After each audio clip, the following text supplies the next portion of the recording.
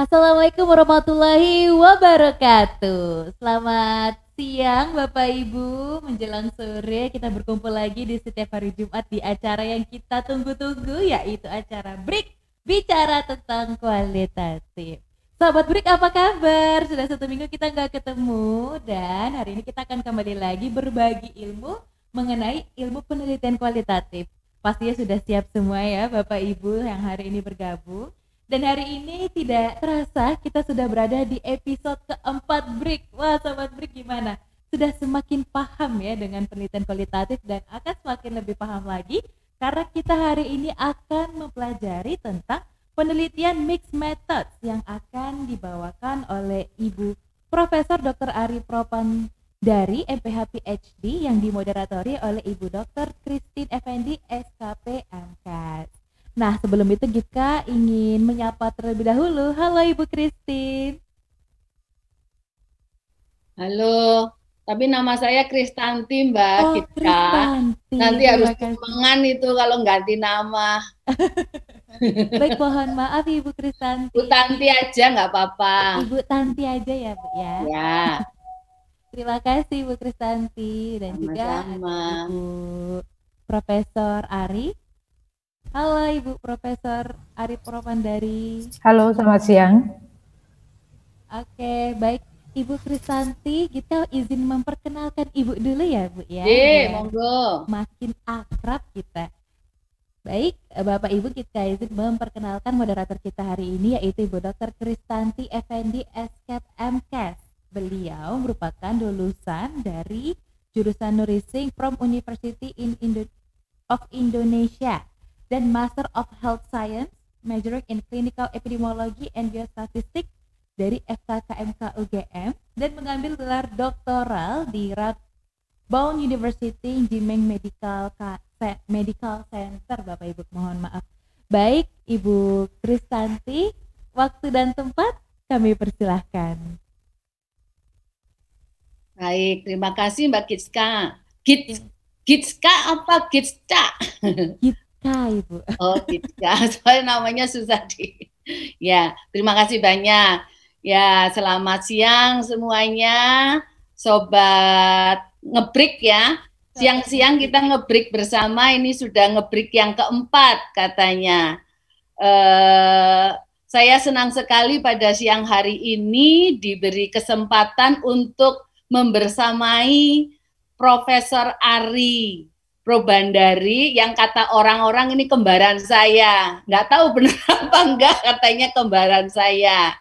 Nah, nggak sengaja juga kok bajunya kok ya warnanya coklat-coklat sama ya, padahal nggak janjian gitu ya. Tapi sekarang Prof. Ari rambutnya dipanjangin katanya supaya lebih feminin ya. Jadi siang hari ini kita akan bersama-sama mendiskusikan ya bersama dengan Prof. Ari, dan saya rasa juga di sini sudah ada Prof. Adi Utarini yang menjadi bidan ya lahirnya acara ngebreak ini bersama dengan Bu Sinta Kristanti. Saya rasa acara ini sangat-sangat menginspirasi ya, supaya makin banyak dari kita nih, baik tenaga kesehatan, mungkin nanti juga akan ada yang tidak dari tenaga kesehatan tertarik dengan ngebreak ini. Saya rasa Prof. Adi Utarini juga welcome ya, kalau ada yang non kesehatan juga tertarik. Karena ini saya tahu ada rekan saya yang orang ekonomi, boleh nggak saya ikut? Ya boleh aja. Gitu, sehingga mungkin nanti akan lebih menarik bahasanya suatu saat nanti, tidak hanya dari kesehatan. Baik, saya akan mencoba untuk menjelaskan tentang siapa Prof. Ari ini. Mungkin banyak yang sudah pada kenal, tetapi siapa tahu ada yang baru pertama kali bertemu ya. Kalau buat kami yang di UGM dan di UNS, saya rasa Prof. Ari sudah tidak asing lagi ya, karena Prof. Ari hilir mudik ya, jadi pelanggan setia Pramek ya Prof Ari. Iya, sekarang jadi KRL. Iya, KRL ya, karena sangat sering pergi ke UGM ya untuk berbagai kepentingan baik mengajar maupun riset bersama. Baik, saya akan sekilas menyampaikan kurikulum vitae Prof Ari. Jadi Prof Ari ini usianya masih relatif muda ya. Kalau belum lebih tua dari saya akan bilang relatif muda. Kemudian Prof Ari ini menyelesaikan doktoralnya di Umeå, University Sweden, selesai tahun 2010, jadi sudah 11 tahun yang lalu ya. Kemudian juga menyelesaikan Master of Science in Public Health di Umeå juga. Kemudian alumni S1-nya di UGM. Lalu banyak sekali prestasi yang sudah sudah dikerjakan oleh Prof Ari.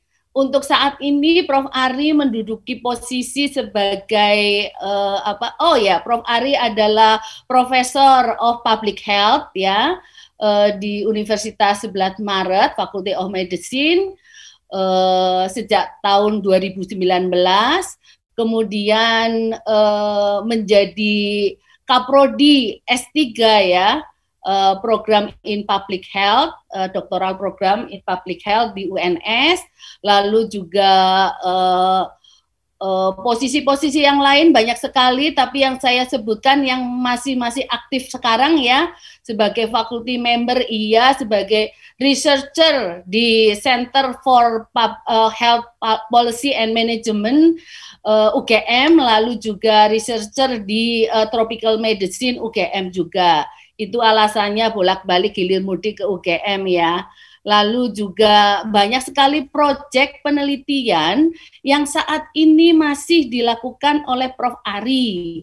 Antara lain, ini ada proyek penelitian judulnya The Menjaga Protection Study. Ini kaitannya dengan implementation trial of continuous quality improvement for antenatal syphilis and HIV detection and treatment in Indonesia.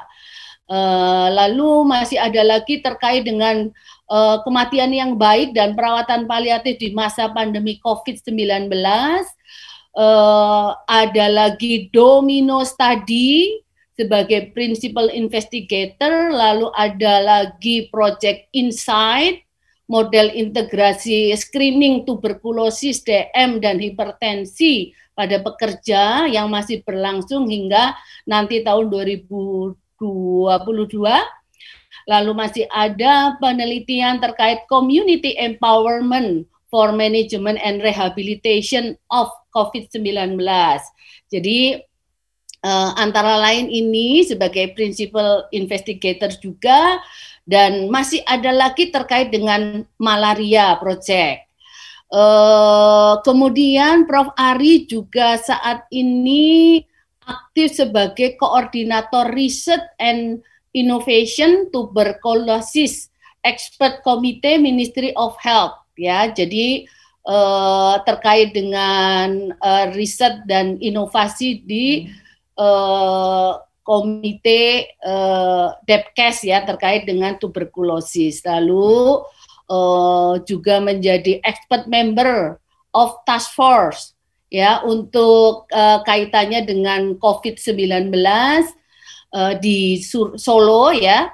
Kemudian juga menjadi konsultan terkait dengan writing of national strategy to control TB in Indonesia. Ini masih berlangsung sampai tahun 2024 ya. Sibuk sekali nih Prof Ari saya rasa ya, termasuk sibuk sebagai invited editor untuk PLOS ONE, masih berlangsung sampai sekarang sejak tahun 2017. Kemudian juga menjadi associate editor untuk BMC Health Service Research, sampai sekarang masih berlangsung, dan juga section editor di Global Health Action Journal. Wah, ini canggih Prof. Ari ya. Belum lagi publikasinya nih terkait dengan buku, book chapter, dan juga banyaknya jurnal artikel-artikel yang sudah dipublikasikan di international jurnal. Tapi ini tak cari-cari yang publikasi sama saya kok nggak ditulis di sini ya, Prof. Kayaknya masih belum komplit ini, Prof. Ari. Catatan yang publikasi internasional jurnal. Oke, saya rasa ini sudah banyak sekali publikasinya. Yang saya tahu Prof. Ari sudah publikasi di ResearchGate, saya lihat ada ratusan ya. Tapi ini semua tidak dituliskan penuh. Kalau penuh nanti halamannya sampai 20, kali ini tuh halamannya sampai 9 aja udah banyak sekali. Saya rasa itu sekilas tentang Prof. Ari. Nanti kalau ingin lebih dekat mengenal Prof. Ari, boleh langsung ketemu Prof. Ari ya. Demikian, saya rasa waktunya kita masih cukup untuk Prof. Ari menyampaikan materinya. Sekitar 20-25 menit, Prof. Ari. Iya, nggak usah lama-lama, nanti banyak ngobrol ya. Yang banyaknya. Iya. Baik, terima kasih. Monggo Prof. Ari dipersilahkan. Oke, terima kasih Bu Tanti. Kembaran saya seperti pinang tidak dibelah. Pinang tidak dibelah. Iya, jadi supaya beda memang sengaja di flyer itu saya pakai caping, Bu Tanti enggak gitu ya, supaya bisa kelihatan bedanya. Terima kasih sudah diundang di acara ini. Perkenankan saya untuk membagikan sedikit pengetahuan dan juga pengalaman saya tentang penelitian Max Methods kepada Bapak Ibu sekalian yang join di acara Break siang hari ini ya.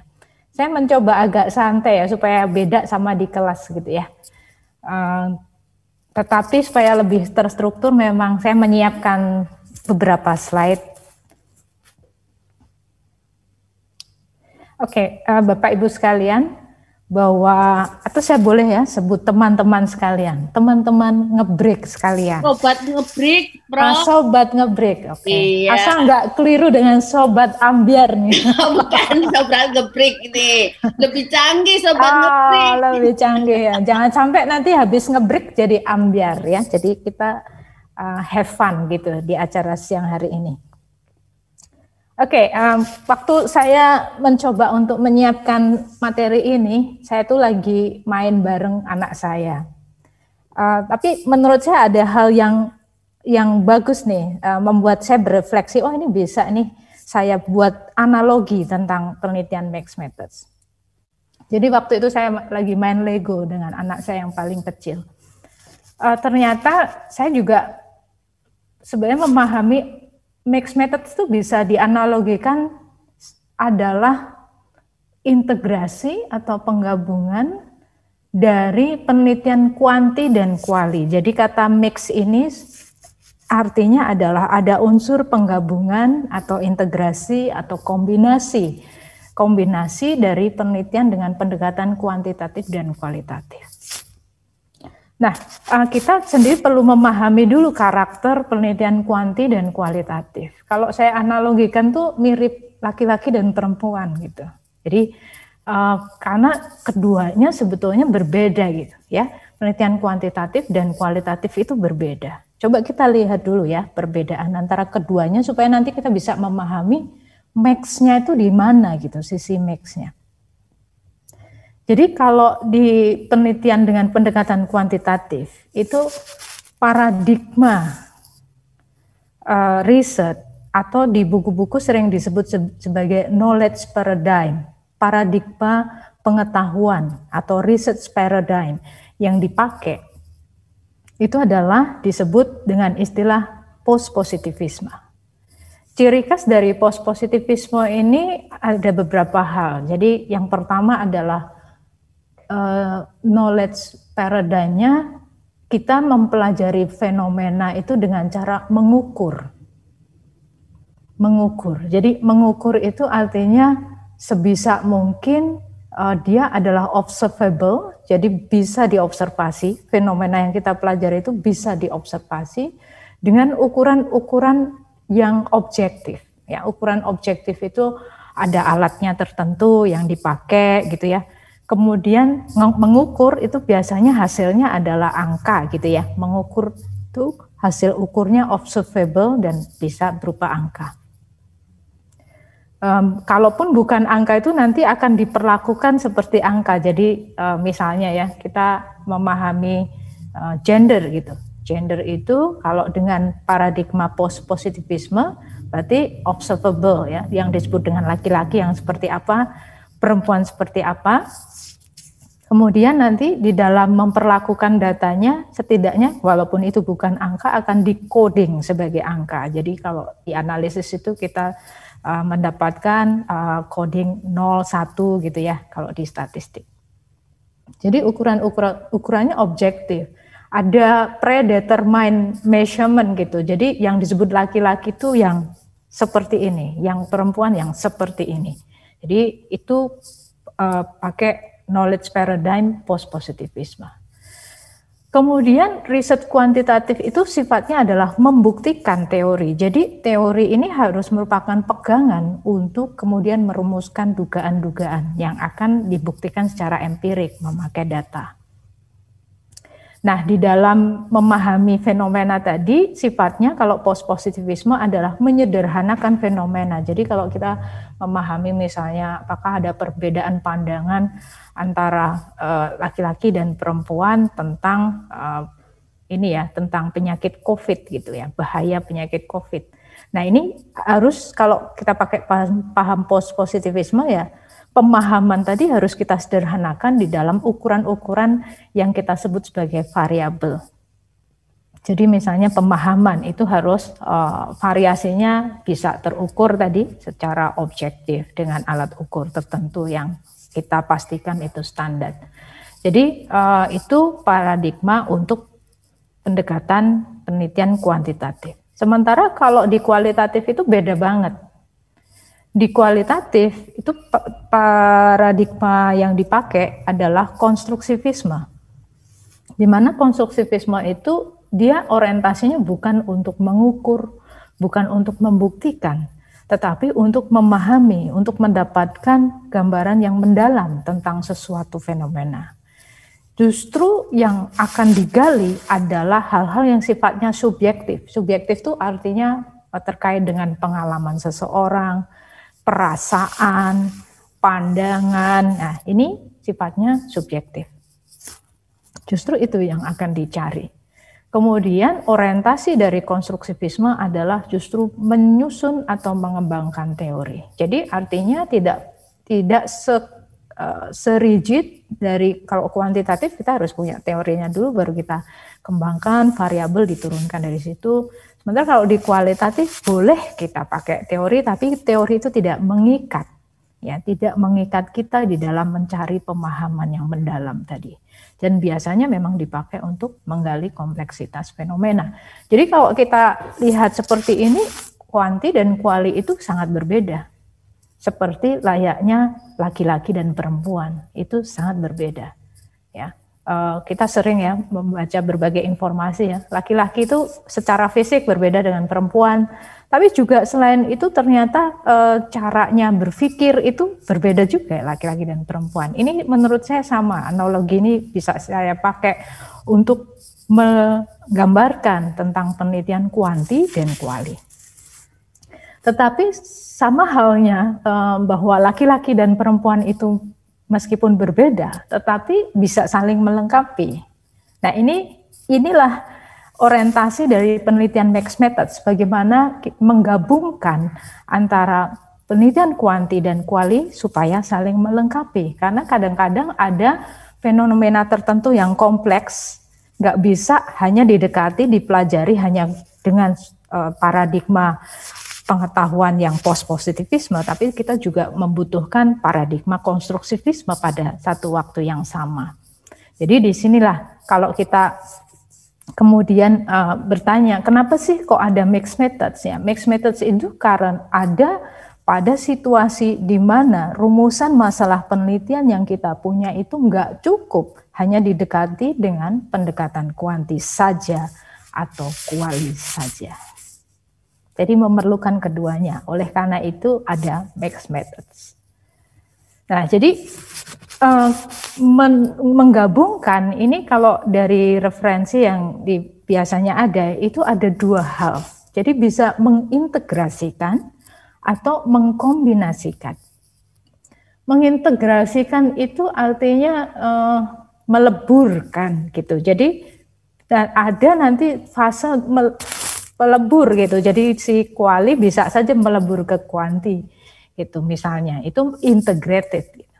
Atau cukup mengcombine. Mengcombine itu artinya karakter keduanya masih bisa dikenali sampai akhir gitu ya. Itu combine. Kalau integrasi kita bisa mengenali karakter kuanti dan kualinya, tapi kemudian ada fase di mana ada yang satu itu melebur ke yang lain untuk mengintegrasikan. Nah, sekarang pertanyaannya adalah, nah ini tadi ya, kapan sih kita pakai mixed methods? Nah, ini saya ambil dari bukunya Creswell yang di sini ya. Ini saya kutip ya. Kalau kita pelajari kalimat ini ya, kutipan ini, maka ada beberapa poin di mana ya kita perlu mixed methods ketika rumusan masalahnya itu nggak cukup hanya didekati dengan salah satu pendekatan, kuanti saja atau kuali saja. Nah, pada situasi research problem yang kayak apa sih yang butuh itu? Jadi yang kita sebut kompleks. Ini contohnya adalah yang pertama ini ya, ketika problemnya itu ada beberapa perspektif sekaligus yang pengen dijawab. Jadi misalnya ini penelitian-penelitian sistem kesehatan tuh biasanya kompleks karena dia ada, kalau kita mempelajari sistem kesehatan ya pasti di level individu iya, di level organisasinya juga iya misalnya ya. Jadi kalau kita di satu waktu menjawab suatu masalah penelitian dari beberapa perspektif individual, perspektif organisasi, dan mungkin yang perspektif yang lebih luas lagi, maka kita sangat mungkin kita butuh mixed methods. Yang kedua adalah ketika kita pengen jawaban atas pertanyaan atau research problemnya itu sifatnya komplit gitu, komprehensif.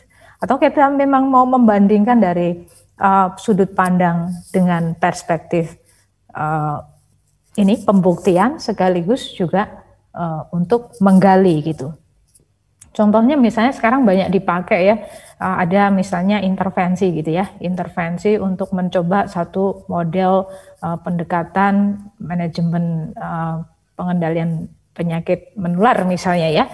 Misalnya ada intervensi tentang aplikasi gitu, aplikasi yang berusaha untuk menyederhanakan layanan agar nantinya layanan itu bisa terjamin dari mutu ya, mutu dan safety-nya misalnya. Kita pengen menjawab nih si aplikasi ini tuh efektif enggak? Tapi sekaligus kita juga pengen menjawab enggak hanya efektifnya, tapi apakah penggunanya itu menerima nggak sih aplikasi itu bagi sudut pandang pengguna ini sesuatu hal yang membantu mereka nggak? Jadi pertanyaan itu sangat mungkin memerlukan mixed methods karena kita pengen menjawab itu secara komprehensif. Oke, kita lanjut dulu ya Bapak Ibu. Sobat break ya. Lupa tadi ya. Oke, jadi sekarang pertanyaannya adalah gimana sih caranya gitu? Max-nya tuh posisinya di mana? Integrasinya, kombinasinya tadi itu caranya gimana? Nah, ini ada satu paper bagus yang bisa kita pakai sebagai referensi. Paper ini menjelaskan bahwa setidaknya integrasi atau kombinasi tadi terjadi pada 3 level. Yang pertama yang dia sebut sebagai level design ya. Mungkin pada saat ini kita nggak perlu menjelaskan dulu yang advanced framework ya, kita pahami dulu yang basic ya. Jadi kalau kita sebut penelitian mixed methods itu nggak hanya sekedar ada data kuanti, ada data kuali lalu digabung gitu. Nggak boleh hanya seperti itu, tapi harus jelas sebetulnya mix-nya itu di mana ya. Sama seperti tadi ya, laki-laki dan perempuan. Kalau kita sebut bahwa kita mengintegrasikan atau mengkombinasikan tuh mungkin kalau di budaya kita ya terjadi pada misalnya fenomena pernikahan gitu ya. Pernikahan itu kan menggabungkan dua orang menjadi satu gitu kan ya. Nah ini sama, mixed methods itu sama gitu ya. Jadi menggabungkan antara penelitian kuanti dengan kualitatif di level desain, satu di level desain.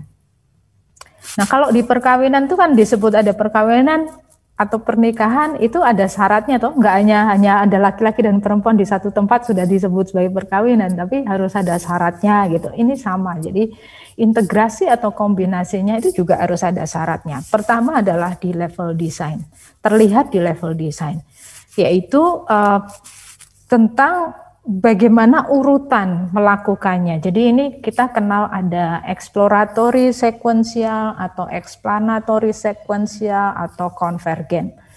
Di berbagai referensi sebutannya macam-macam, terutama yang konvergen ini ya. Tetapi prinsipnya adalah kalau sekuensial itu artinya berurutan. Jadi ada yang mulai duluan dari yang lain, itu sekuensial. Nah, tergantung tujuannya. Jadi kalau exploratory sequential berarti urutan yang sifatnya nanti di sini si kualitatif itu mendahului kuanti. Itu namanya exploratory sequential. Nah, kalau explanatory sequential kuantinya lebih dulu dari kuanti. Kuantinya lebih dulu daripada kuali. Jadi kualinya di belakang. Karena kuali itu tadi dari karakter ini ya, karakter risetnya kan sifatnya untuk seek understanding, mencari pemahaman mendalam. Jadi dia bisa dipakai untuk menjelaskan dari hasil kuanti. Tapi kalau bersamaan itu disebut sebagai konvergen. Jadi kalau kita mendesain memang penelitian kuanti dan kuali itu berjalan bersamaan. Itu artinya bahwa kita secara desain kita mengambil yang desain konvergen, mixed methods.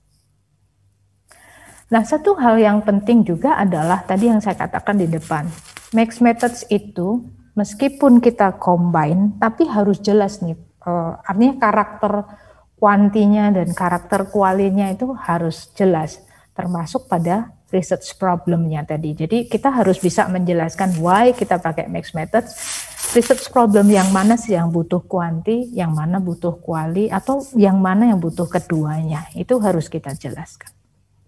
Oleh karena itu juga yang kaitannya dengan desain itu pun juga harus ada penjelasan. Kenapa sih kuali duluan? Kenapa sih kuanti duluan? Kenapa sih bareng-bareng? Itu juga harus ada justifikasinya. Kemudian ini ya, kalau ini dari sumber yang lain ya, kalau tadi dari Fetters ya, Fetters et al. Yang ini dari Creswell. Nah, kalau di mixed methods design dia nyebutkan 4. Kalau tadi Fetters nyebutin 3, tapi menurut saya sebetulnya sama aja gitu. Di sini ada yang sekuensial, ada yang sifatnya concurrent atau konvergen. Kalau di versinya Fetters tadi dia sebut pakai istilah konvergen. Jadi kalau di Creswell ya sama sebetulnya, ada yang sequential explanatory, ada yang sequential exploratory, dan ada yang sifatnya embedded, jadi concurrent atau konvergen tadi bisa sifatnya embedded ya. Embedded itu yang satu nanti masuk ke yang lain. Jadi embed one type of data within a larger design. Jadi ada yang menguasai gitu. Jadi yang satu nanti jadi bagian dari yang lain. Kalau sekuensial enggak gitu. Karakternya bisa kita lihat sampai akhir dia berdiri sendiri-sendiri tapi combine gitu. Tapi kalau embedded itu yang satu menjadi bagian dari yang lain. Jadi ini makanya sebutannya unequal ya. Yang satu tuh dia jadi berubah gitu. Jadi misalnya berubahnya tuh gini, ada data kualitatif, tapi kemudian caranya untuk menginterpretasinya tidak sebagai kualitatif, tapi di kategori itu karena mungkin banyak gitu yang diwawancara, nanti bisa dianalisis sebagai kuanti. Jadi kategori itu kemudian dihitung gitu, berapa orang yang masuk di kategori ini dan sebagainya. Jadi artinya data kualinya kemudian berubah, bertransformasi menjadi data kuanti. Nah, ini disebut embedded. Kemudian ada juga yang sifatnya konvergen, tapi sifatnya masih sama. Jadi dia tidak, yang satu tidak kemudian merger menjadi yang lain, tapi masih berdiri sendiri, cuman dilakukan bersama agar nanti di akhir ini datanya bisa ditriangulasi. Jadi bisa dibandingkan gitu. Ya. Kemudian, nah ini ya, kalau di Vetus ya, saya kembali ke sini. Kalau tadi yang pertama, mix-nya di mana? Satu di desain. Jadi kita harus bisa menyebutkan mix-nya itu didesain sebagai apa nih? Jadi mix methods yang mana? Yang kedua adalah di level, kalau di Vetus dia sebut di level methods. Level methods ini berfokus kepada pengumpulan dan analisis data. Jadi kita harus jelas gitu. Kalau mix method tuh harus jelas bagaimana proses pengumpulan data, keterkaitan antara pengumpulan datanya si kuanti dengan kuali, itu harus bisa dijelaskan. Dia menyebutkan ada 4 macam pendekatan ya, memixkan gitu antara kuanti dan kuali di level methods. Yang pertama adalah connecting, ya, ini yang banyak tadi di misalnya triangulation, convergent design itu connecting aja, jadi one database link to other through sampling misalnya. Jadi orangnya sama, bisa aja ya, orangnya sama, tapi di situ ada data kuali dan ada data kuanti yang bisa saling diperbandingkan, itu connecting. Terus atau juga bisa connecting itu misalnya kita bikin survei, lalu dari survei itu kemudian kita mendapatkan satu pola tertentu yang kita dapatkan itu kita akan perdalam dengan kualitatif. Jadi kita kemudian mewawancara orang-orang tertentu yang merupakan yang semula adalah responden untuk survei yang kita lakukan. Kita tanya lagi, boleh nggak kita wawancara lagi, itu juga connecting. Kemudian yang kedua di mix di level ini ya, di level methods adalah building ya. Building itu adalah one database inform the data collection approach of the other. Jadi ini contohnya misalnya, di pola survei kita ketemu nih, ternyata orang-orang yang nggak mau taat protokol kesehatan itu adalah orang-orang yang dia sangat mobile misalnya ya. Sangat mobile, pekerjaannya tuh sangat mobile, menuntut travel gitu, tapi apa namanya, ya itu ya misalnya ya. Lalu kemudian berarti kemudian dari situ kita kemudian mempunyai ide. Oke, berarti untuk yang kualitatifnya kita akan ambil mungkin ada pendalaman khusus gitu pada kelompok-kelompok tersebut gitu. Jadi misalnya ini orang-orang ini sangat mobile, jadi mungkin untuk data collection untuk kualinya kita harus approach tertentu nih supaya bisa memperdalam fenomena di subgroup tertentu. Itu namanya building. Yang ketiga adalah merging ya. Merging itu kita punya data kuanti, kuali, kemudian nanti disatukan gitu dalam analisis. Yang tadi contohnya ya, transformasi, data transformation ya. Jadi misalnya sama-sama ada sebenarnya survei dan wawancara, tapi data hasil yang kualitatif ini kemudian diubah menjadi kuanti, kemudian disatukan dengan hasil di ini kuali yang diubah menjadi data ini ya, data-data kuanti, artinya di-coding dan diperlakukan sebagai data kuanti, kemudian disatukan dengan hasil survei, itu merging. Kemudian embedding itu adalah adanya keterkaitan di dalam ini antara pengumpulan dan analisis data kuanti dan kuali itu di beberapa titik gitu. Itu yang disebut dengan embedding ya. Dan yang terakhir, level ketiga di mixed methods ini adalah di level interpretation and reporting. Jadi harus kelihatan juga nih mixed-nya itu di level ketika kita nuliskan hasilnya. Ada 3 pendekatan yang disebutkan. Yang pertama adalah pendekatan naratif. Ini menurut menurut pengamatan saya itu yang paling banyak dilakukan selama ini di berbagai publikasi mixed methods, ya, yang sifatnya ketika menyajikan hasilnya itu naratif. Jadi ada istilah weaving. Weaving itu saya pahami sebagai merajut kalau di bahasa Indonesia. Merajut itu kan satu benang, terus disisipin benang yang lain, dan sebagainya. Jadi ini adalah model menarasikan hasil dari mixed methods, di mana kita mengcombine di dalam penyajian itu, kita bisa menyajikan data kuanti, kemudian biasanya nih ya, ada tabel, misalnya seorang peneliti bikin tabel. Lalu tabel itu nih, ini nyambung nih gitu, nyambung sama hasil kuali gitu. Jadi kita misalnya ambil kuotasi yang nyambung dengan itu, menjelaskan si temuan tabel, itu namanya weaving. Ya, sifatnya naratif, weaving.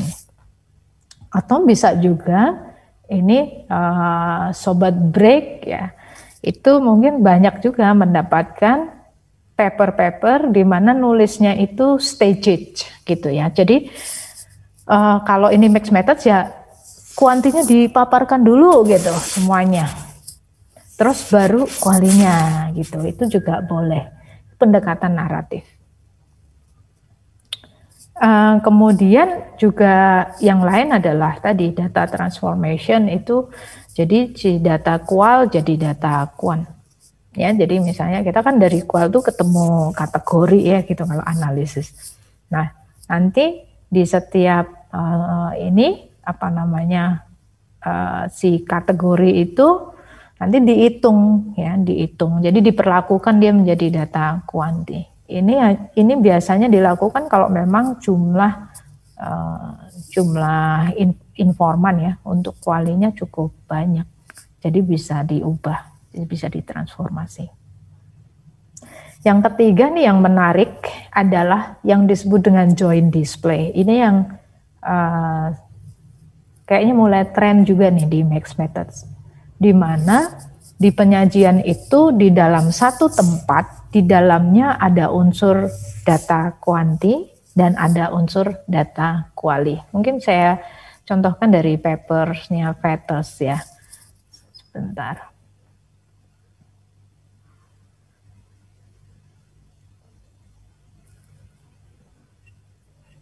Jadi yang disebut dengan joint display itu atas mencontohkan kayak gini.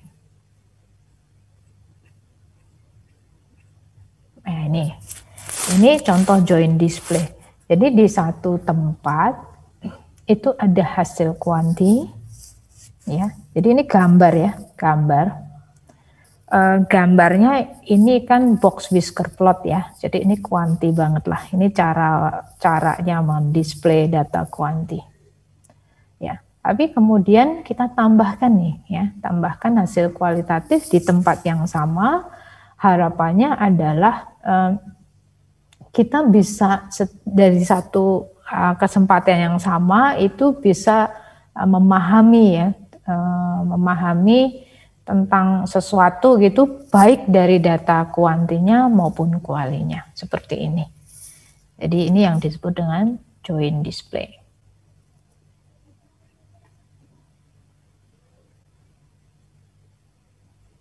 Nah, Oke. Nah, sobat sekalian, saya kira kita bisa diskusi ya. Kalau pertanyaannya adalah saya harus pakai yang mana ya. Kalau ada pertanyaan itu, mixed methods yang mana itu harus dikembalikan kepada kebutuhannya gitu. Jadi kebutuhannya itu akan terlihat.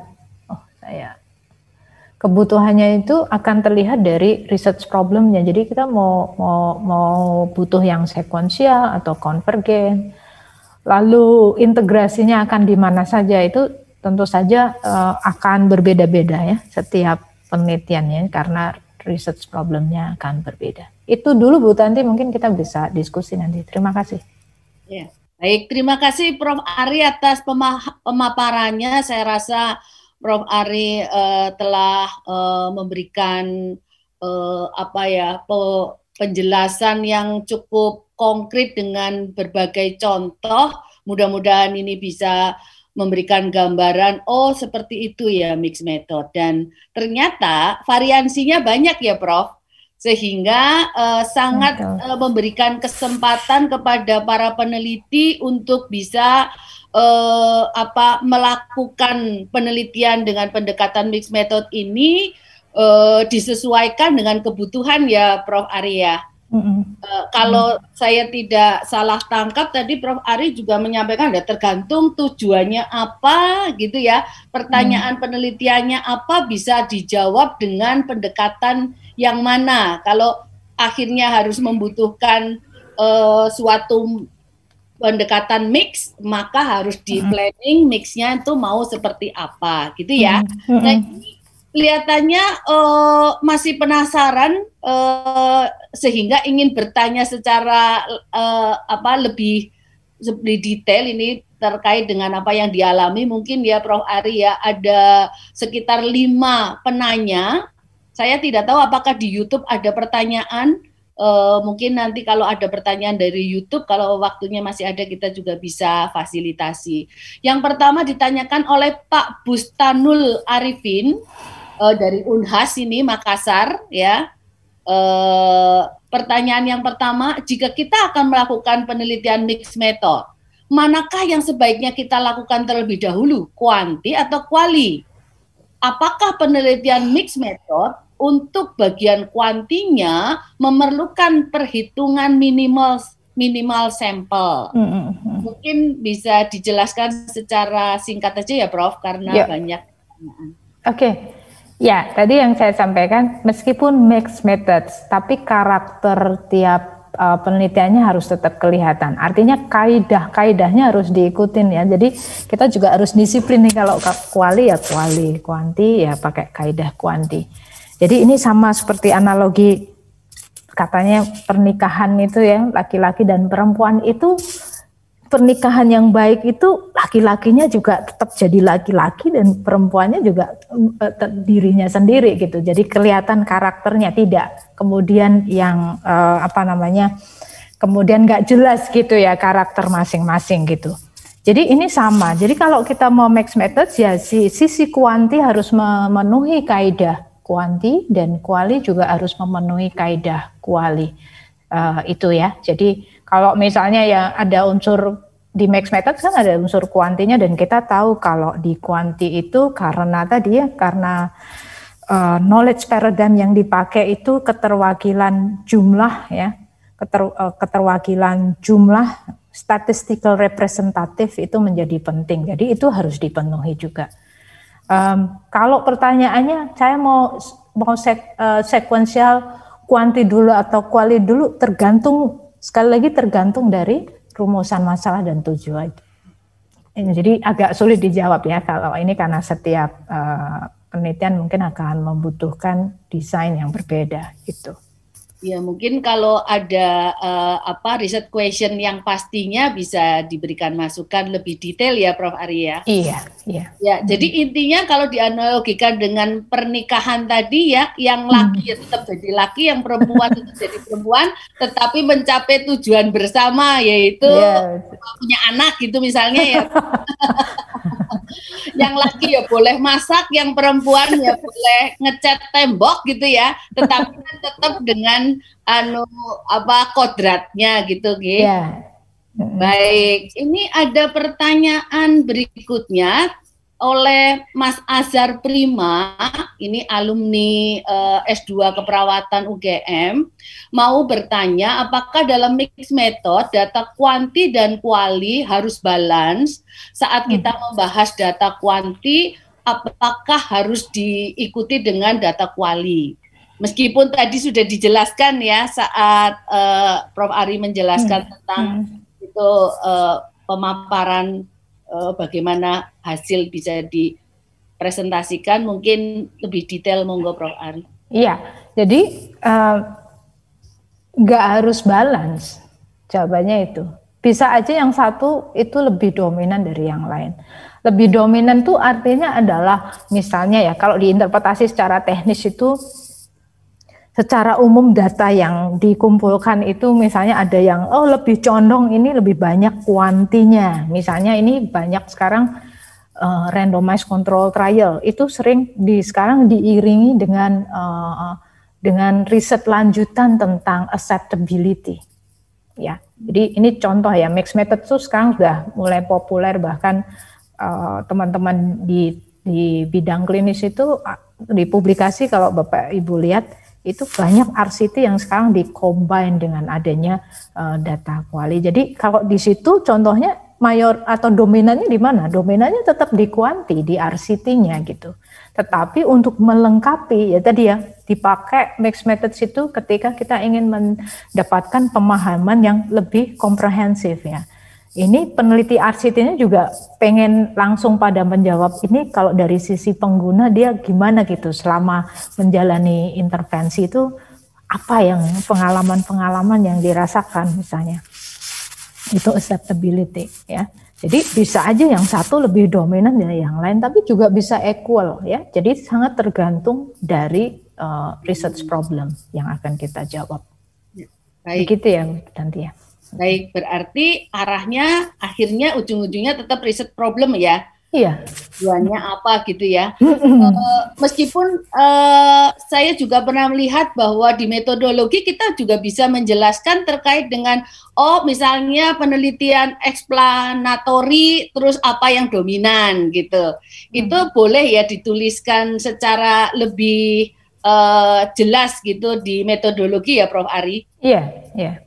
Mana yang dominannya gitu ya. Jadi tidak ada harus balance gitu ya. Enggak, ya. Baik.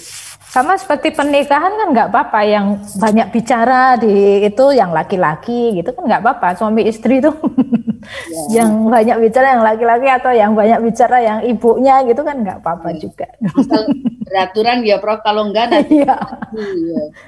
Oke. Selanjutnya ada pertanyaan dari Mbak Siska Puspa terkait dengan penyusunan proposal yang dilakukan saat ini.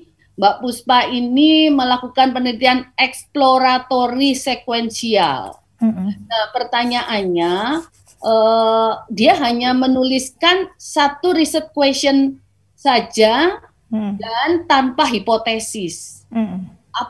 Benarkah seharusnya variabel baru akan muncul setelah dieksplor pada penelitian kualitatif di tahap pertama, karena ini eksploratory gitu mungkin ya Prof?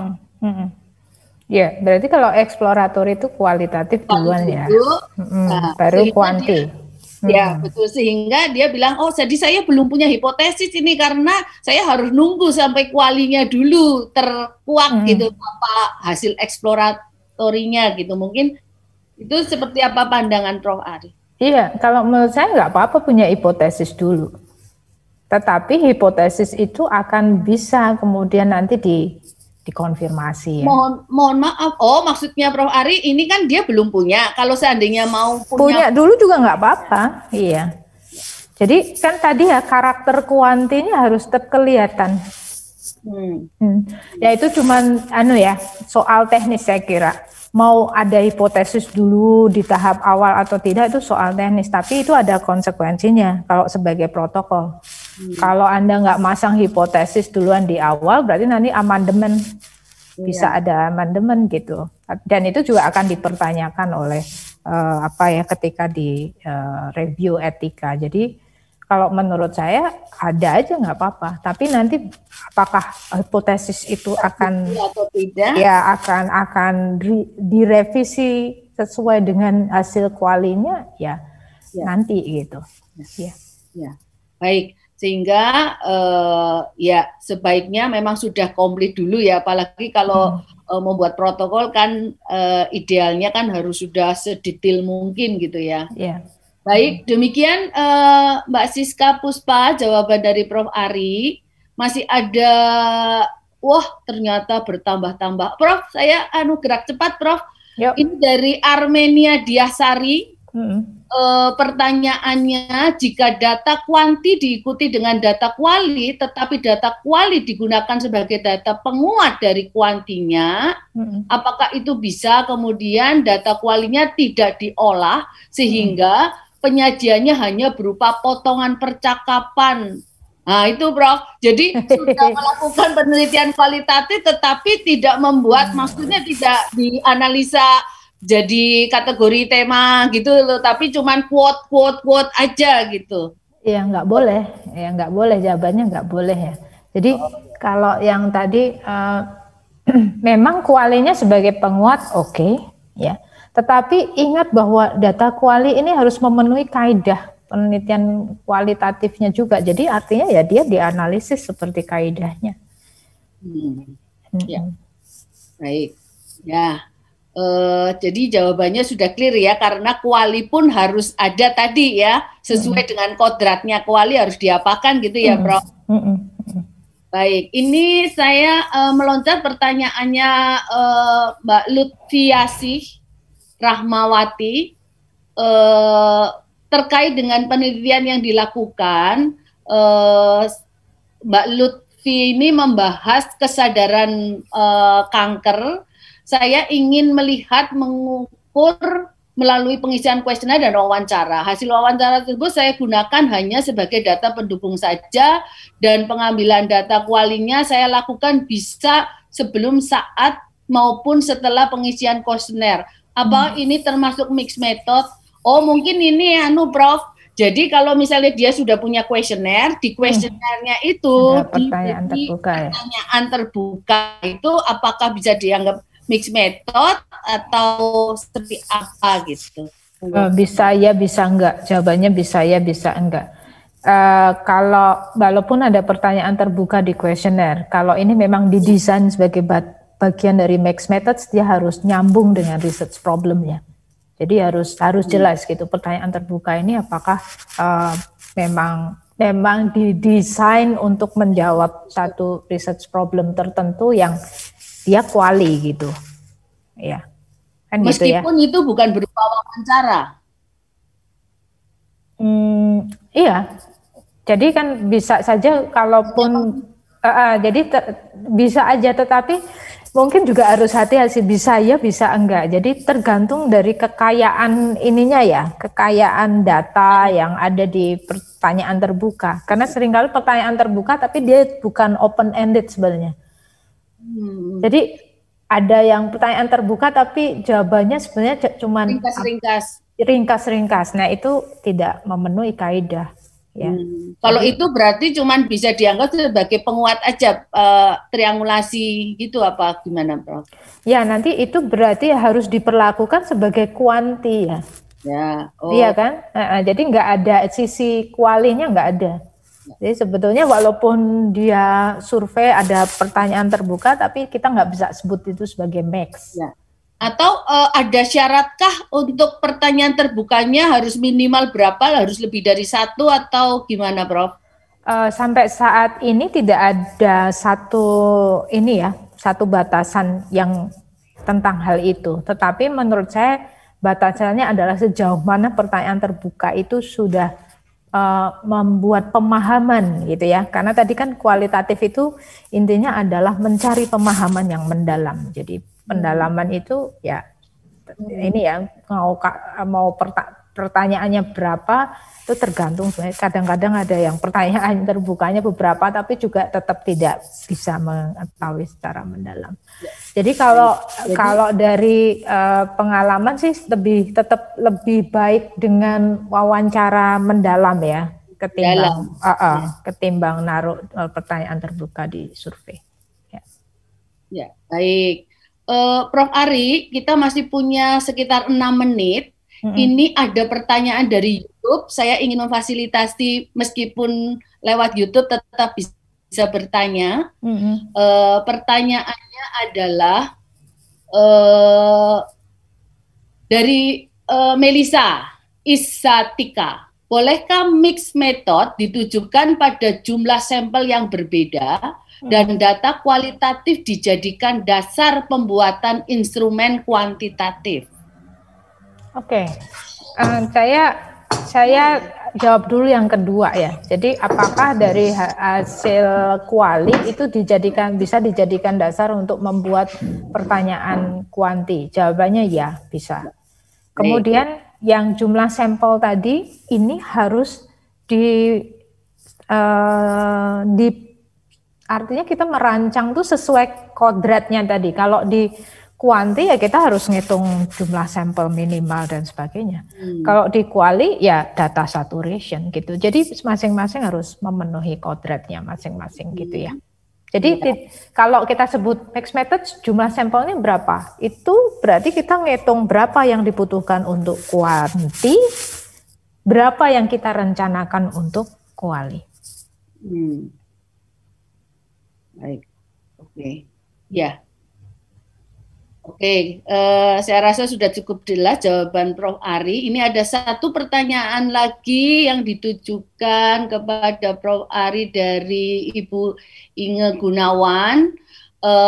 Prof. Ari, apakah bisa penelitian itu kuantitatif, misalnya melihat okupasi hotel sebelum dan pada saat pandemi? Sehingga sebelum dan setelah pandemi, kemudian diikuti kualitatif berupa interview decision maker-nya hotel, kemudian melakukan intervensi di masa pandemi, dan setelah itu dilihat hasilnya membaik atau tidak.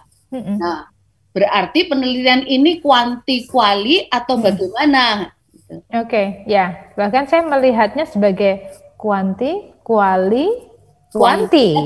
Ya, itu boleh, itu disebut mixed method juga. Tadi kan ada yang desain ini ya, yang ada dari aspek methods itu yang namanya embedding ya. Embedding itu terjadi ininya, mixed methods-nya, combine-nya itu di beberapa titik gitu. Jadi nggak hanya sekali fase kuali, kuanti gitu, tapi ada lagi gitu. Kuantinya lagi misalnya, itu bisa. Atau kalau menurut dari desain tadi itu yang disebut dengan multi-stage. Multi-stage. Ya, tadi yang advance itu ya Prof. Ari ya. Yang advance. Jadi PowerPoint. Baik, saya rasa sudah cukup jelas pertanyaannya. Tadi Bu Inge sudah terjawab dengan baik. Ini masih ada yang penasaran Prof. Ari. Tadi Prof. Ari kan menyatakan kalau penelitian kuanti dan kuali, misalnya dari tadi informannya cukup banyak, maka yang kuali itu bisa dikuantikan. Nah, ini maksudnya bagaimana, Prof? Gitu. Iya, jadi kalau mau itu namanya data transformation ya. Jadi tadi pendekatan dari mix-nya di level methods itu dengan cara data transformation. Jadi si data kuali kemudian diperlakukan jadi data kuanti. Tapi supaya bisa diperlakukan sebagai data kuanti, dia harus memenuhi kaidah kuanti gitu. Jadi misalnya nih, kita hanya punya 5 informan gitu. Lalu itu kemudian diubah menjadi data kuanti, kan cuma ada 5 data observasi. Ya itu berarti kan tidak memenuhi ya. Tapi kadang-kadang ada juga yang penelitian itu bisa wawancara singkat tapi banyak orang gitu. Itu bisa juga ya, misalnya ada 50 orang gitu ya diwawancara, itu bisa. Yaitu data kuali bisa kemudian ditransformasi ke kuanti ya, datanya cukup kan kalau 50 gitu. Nah, baik. Ini ada juga pertanyaan yang terkait dengan instrumen Prof. Apakah instrumen pada penelitian mixed method itu bisa sama atau harus berbeda? Ini saya nggak mudeng pertanyaannya, mixed method bisa sama apa berbeda? Mungkin yang dimaksud itu adalah kalau misalnya di kuanti itu sudah pakai instrumen tertentu, mungkin item-item pertanyaan di kuali apakah harus sama dengan yang ditanyakan di kuanti? Oke, untuk triangulation ya, berarti ya. Kalau untuk triangulation ya bisa ada yang sama. Maksudnya Prof sebagai penguat ya. Iya. Jadi kalau memang makanya itu tadi tujuan mix-nya itu memang harus jelas dulu gitu ya. Kalau memang untuk komparasi tadi ya, triangulasi ya berarti di antara dua instrumen itu mungkin ada pertanyaan yang sama gitu. Karena kita arahnya mau mengkomparasi gitu. Ya. Baik, ya. Jadi itu jawaban dari Prof. Ari terkait dengan yang tadi persamaan pertanyaan ya. Waktunya sudah tepat jam 3, tapi masih ada satu pertanyaan lagi nih, bagaimana apakah akan dipenuhi supaya nanti bisa tidur yang bertanya. Ayo, siapa takut. Apakah diizinkan Mbak Kitska? Ya, terakhir mungkin Bu Tanti. Oke, Prof. Ya, terakhir ya ini supaya sudah jadi tidak ada utang. Pertanyaannya dari Mbak Rinda terkait jumlah sampel pada penelitian mixed method, apakah jumlah responden kuali boleh tidak sama dengan jumlah yang kuanti jika hanya sebagian dari sampel kuanti yang dijadikan sebagai kuali? Itu terus bagaimana? Mungkin penentuannya itu seperti apa, Prof? Ya, sekali lagi harus jelas. Tadi pertama harus jelas ya, mix methods-nya itu kenapa, itu juga harus jelas ya. Di sisi apa mix-nya, kemudian kuantinya untuk apa, tujuannya, kualinya untuk apa, ini harus jelas. Sehingga kalau ini dikaitkan dengan perhitungan besar sampel juga harus disesuaikan dengan tujuan masing-masing. Jadi di kuanti itu harus dihitung jumlah sampelnya untuk tujuannya gitu. Si kualitatif itu juga hitung kebutuhannya, perkiraan ya kalau itu ya. Kalau di kualitatif juga sesuai dengan tujuannya. Jadi tidak harus sama gitu. Tidak. Mungkin yang dibingungkan dari sekian ratus yang di kuanti terus menentukan yang untuk kualinya, Prof. Oke. Ya ditentukan sesuai tujuannya. Jadi kan kita tahu kalau di kualitatif purposive sampling kan. Jadi bertujuan untuk apa dulu gitu. Jadi kita pilih sesuai dengan karakter gitu ya. Sampai terjadi saturasi.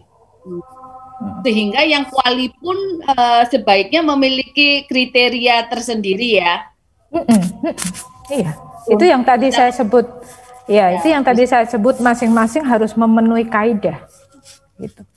Lalu dari yang kuanti bisa diambil sebagai sampel di kuali juga kan, Prof? Bisa. Jadi ini bisa saja misalnya kita survei terus di akhir survei apakah Anda bersedia kalau suatu saat kami wawancara gitu bisa. Baik. Saya rasa sudah sangat jelas apa yang disampaikan oleh Prof. Ari. Mungkin di akhir Prof. Uut ada yang mau ditambahkan, Prof? Eman-eman nih kalau ada Prof. Uut di sini saya tidak bertanya itu semua sobat break saya rasa kepingin mendengar suara Prof. Uut.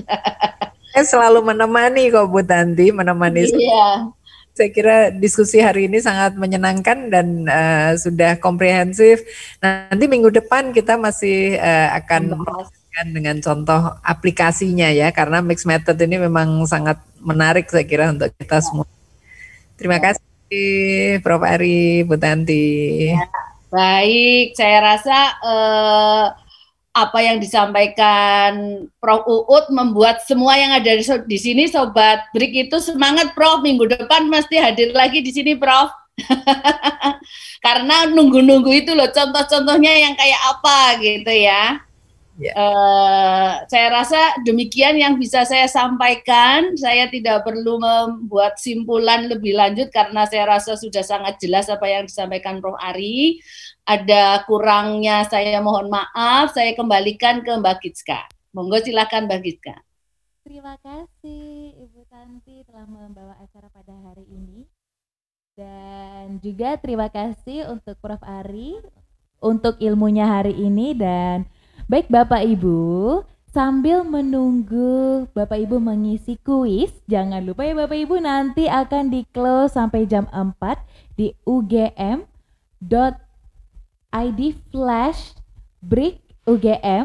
Nah, nanti Bapak Ibu bisa mengisi kuisnya di ugm.id/break-ugm. Nanti sampai jam 4 dibuka. Sambil mengisi kuis kita akan melihat penampilan dari Prof. Ari. Nah, biasanya kalau Prof. Uut main piano, Prof. Ari main gitar sambil nyanyi. Pasti penasaran kan Break UGM? Sahabat Break? Baik Bapak Ibu, mari kita saksikan Prof. Ari Prombandari. Selamat menikmati.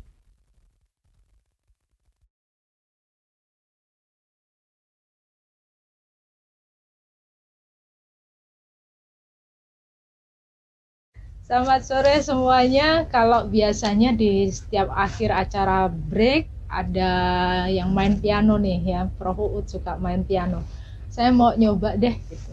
Saya mau nyanyi sambil main gitar satu lagu lama dari Brad yang judulnya If. Selamat menikmati.